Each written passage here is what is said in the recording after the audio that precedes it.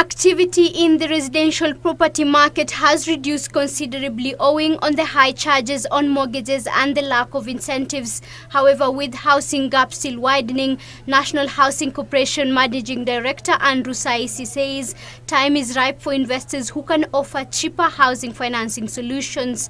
He, however, says slow enforcement of property rights has reduced investor confidence in the residential property market.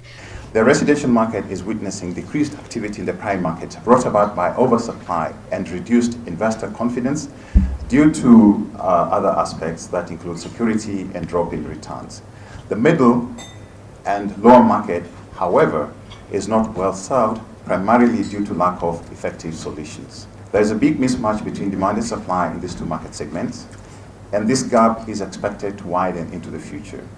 The markets represent huge opportunities for investors who will provide reasonable pricing and affordable mortgage products. At the same time, Lands and Housing Cabinet Secretary Professor Jacob Kaimenyi is urging Kenyans to use alternative low-cost building materials to reduce building costs. A factory in Mavoko for alternative building materials in Mavoko. And when you use those materials, you heard that the cost of construction will go down by 30%. 30%. But how many of us are really popularizing those materials? Sometimes less costly materials are perceived as of lesser quality, which is not true.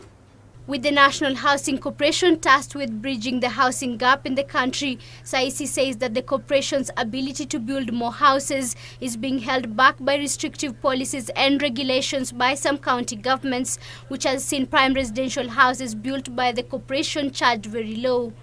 The government through NHC will put up houses. Those houses are meant to be paid for in terms of rent, and I believe this is what all other landlords, as I would say, would experience. But however, it becomes increasingly difficult for you to increase the rent to market rates. You'd be surprised in prime areas in some of our towns, people are paying as little as 3,000 shillings for a 3-bedroom house, but they take you to court.